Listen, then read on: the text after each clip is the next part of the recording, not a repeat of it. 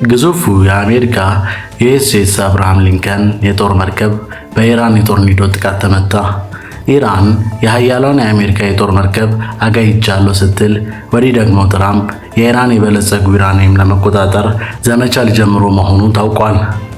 የኢራን አብዮታዊ ኃይል በሰሜናዊ ህንድ ውቅያኖስ ላይ በሚገኘው የዩናይትድ ስቴትስ የባህር ኃይል ዩኤስኤስ አብርሃም ሊንከን የአውሮፕላን ተሸካሚ መርከብ ስብስብ ላይ መጠነ ሰፊ ሚሳኤል ጥቃት ማድረሱን የሀገሪቱ የመንግስት መገናኛ ብዙሃን ዘግቧል። አብዮታዊ ኃይሉ ጥቃቱን ኦፕሬሽን እውነተኛ ቃል ኪዳን ፎር በሚል ስያሜ ለተጀመረ ወታደራዊ እርምጃ አካል መሆኑን ገልጿል።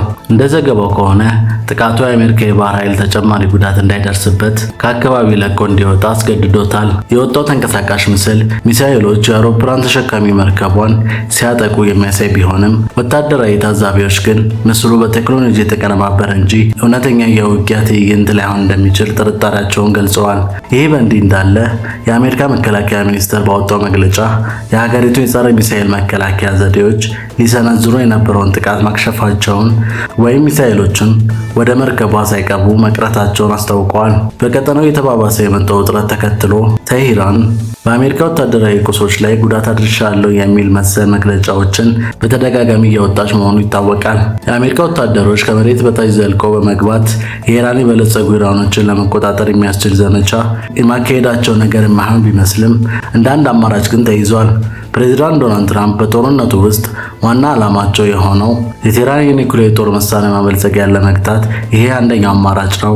እንዲህ አይነቱ ዘመቻ እጅግ ፈታኝና በአደጋ የተሞላ ሊሆን እንደሚችል ለቢቢሲ ሀሳባቸውን የገለጹ ወታደራዊ ባለሙያዎችና የቀድሞ የአሜሪካ መከላከያ ባለስልጣናት ተናግረዋል።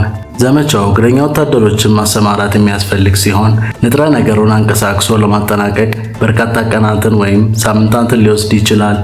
የዩራኒየም ክምችቶችን ማስወገድ በታሪክ ውስጥ እጅግ ውስብስብ ከሆኑ ተግባራት አንዱ ነው ሲሉ የቀድሞ የመከላከያ ምስራቅ ምክትል ሚኒስተር ማይክ ሞር ገልጸዋል።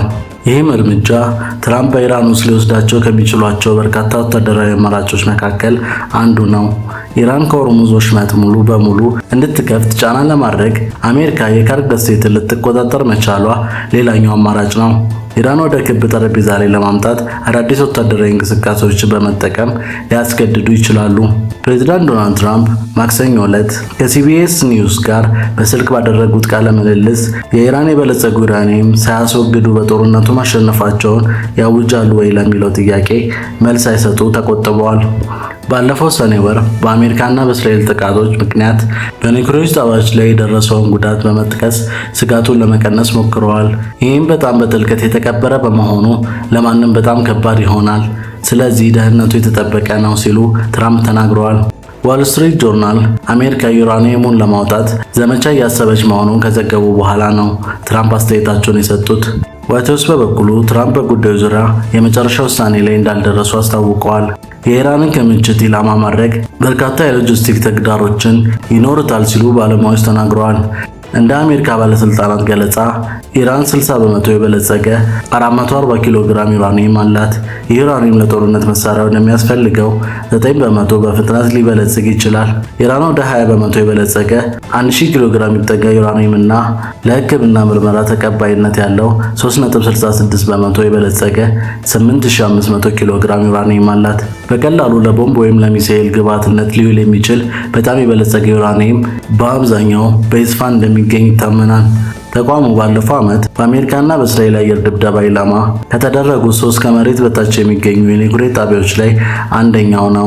አሜሪካ ክምችቱ የት እንዳለ በትክክል ብታውቅም ዩራኒየሙን ለማውጣት የሚደረገው ወታደራዊ ዘመቻ ቀላል ይሆን ነበር ሲሉ በኦባማና በትራምፕ አስተዳደር ውስጥ ከፍተኛ የመከላከያ ባለስልጣን የነበሩት ጄሰን ካምቤል ተናግረዋል። በጣም ጥሩ ነገር የት እንዳለ በትክክል ማወቅ ነው። ወደ 4 የተለያዩ ቦታዎች ከተበተነ ግን ጉዳዩ ሙሉ ለሙሉ የተለየ ይሆናል ሲሉ ካቤል የስጋቱን ደረጃ ገልጸዋል። ከኢስፋሃን በተጨማሪ ዩራኒየሙ በፎርዶ እና ናታንዝ ሊከማች ይችላል። የአቶሚክ ኢነርጂ ኤጀንሲ ዳይሬክተር ራፋኤል ግሮሲ ባለፈው ወር እንደተናገሩት አብዛኛው የኢራን ከፍተኛ የበለጸጉ ዩራኒየም በኢስፋሃን ውስጥ ይገኛል። በናታንዝም ተጨማሪ ክምችቶች አሉ። አሜሪካ የት እንዳለ ታውቃለች ተብሎ ቢገመትም ሌሎች ተግዳሮች አሉ። ኢራን የመሬት ውስጥ ማከማቻዋ መከላከያ አጠናክራለች። ለምሳሌ በየካቲት ወር የሳተላይት ምስል እንዳሳየው በኢስፋሃን ወደ ዋሻ የሚገቡ 2 መግቢያዎች በአፈር የተዘጉ ይመስላሉ። አሜሪካና እስራኤል ጦርነቱን ከጀመሩ ጊዜ አንስቶ የአየር ጥቃቶች ብቻ መጠቀም ችለዋል። ከሌሎች ወታደራዊ ኢላማዎች በተለየ ሁኔታ የኢራን የበለጸገ ዩራኒየም ለማግኘት እግረኛ ጦር ሳይጠቀሙ ማከናወን እንደማይችል ባለሙያዎች ተናግረዋል። አሜሪካ ኢስፋሃንና ናታንዝን ለመጠበቅ ወደ መካከለኛው ምስራቅ የተሰማሩትን የ82ኛው የአየር ወለድ ብርጌድ ልትጠቀም ትችላለች። ከዚህም የኒውክሌር ቁሳቁሶችን ለማንቀሳቀስ የሰለጠኑ ልዩ የዘመቻ ኃይሎች ይሳተፋሉ።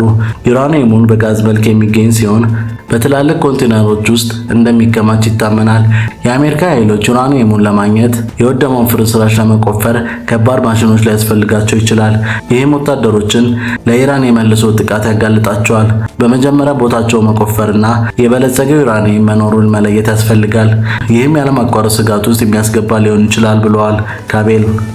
አሜሪካና እስራኤል አስፈላጊ ከሆነ ይህንን አይነት ዘመቻ ለማከናወን እንዲረዳቸው የኢራን የመከላከያ አቅም እያደከሙ ነው ሲሉ የቀድሞ የአሜሪካ መከላከያ ባለስልጣን አሌክሲስ ፕላቲሲ ተናግረዋል። ሆኖም ከፍተኛ አደጋ የሚያስከትል ዘመቻ እንደሚሆን አስታውቀዋል። የአሜሪካ እግረኛ ወታደራዊ ከኢስፋሃን ከተማ ርቀው የሚገኙ በመሆኑ የሕክምና ድጋፍ አስቸጋሪ ያደርገዋል። ምንም እንኳን ዘመቻው የተለያየ አካሄዶች ቢኖሩም የአሜሪካ ወታደሮች ሊንቀሳቀሱ የሚችሉበት የአየር ማረፊያ ወይም ዞን መያዝን ሊያካትት እንደሚችል ባለሙያዎቹ ተናግረዋል። ዩራኒየሙ ከተገኘ በኋላ አሜሪካ ከኢራን ማስወጣት ወይም ባለበት የማውደም ጥያቄ ይጠበቅባታል። ባለሙያው ጆናታን ሩሄ እንደገለጹት ዩራኒየሙ ከኢራን ማስወጣት ፈጣን አማራጭ ቢሆንም በዘመቻው ወቅት በሚሊዮን የሚቆጠሩ ስህተቶች ሊፈጸሙ ይችላሉ ሲሉ ስጋታቸውን ገልጸዋል።